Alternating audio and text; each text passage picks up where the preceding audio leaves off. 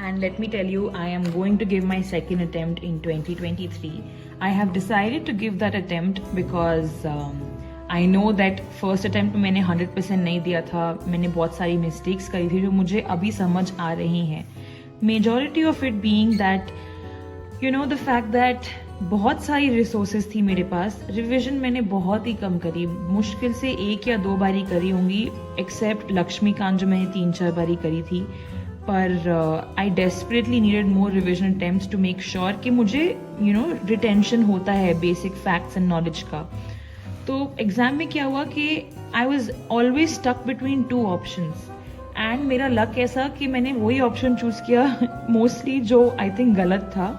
But problem ये था कि जो लास्ट 2 ऑप्शंस में एलिमिनेशन करके पहुंचती थी, they were pretty much close in between themselves. में बहुत ही मिनिमल फर्क होता है and I think this is where I फॉल्टर्ड.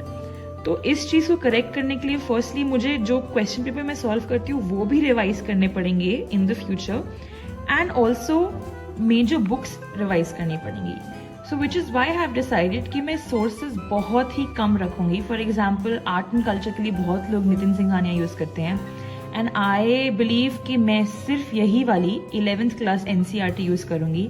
इसको मैं 4 या 5 बार रिवाइज आराम से करती हूँ एंड उसके बाद the best part two learn about art and culture and नई नई चीज़ें is the internet, the current affairs basically.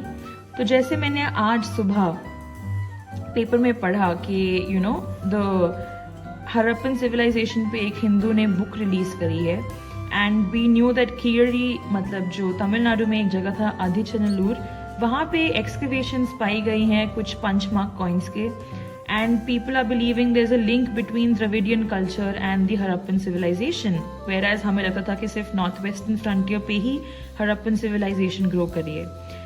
So this is how I'm going to study in the future from now on, and I really hope this strategy works.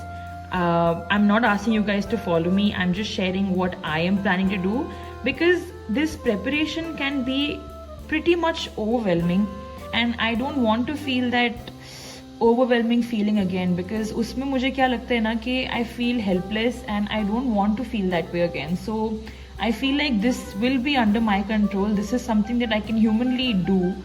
Unlike, revising 4-5 books for each and every subject. कोई लोग ये भी करते हैं कि बहुत सारी बड़ी बड़ी बुक्स पढ़ते हैं, उनके नोट्स बनाते हैं. पर प्रॉब्लम मेरे साथ क्या है कि I have a problem with brevity मतलब बीइंग कंसाइज. तो नोट्स बनाने के टाइम भी मेरे नोट्स पैराग्राफ्स में कब टर्न कर जाते हैं मुझे पता भी नहीं चलता. And that is why I have decided कि मैं बहुत ही कम रिसोर्सेज रखकर पढ़ाई करूँगी. I hope this helps anyone who probably was going through or is going through the same thing that I am going through.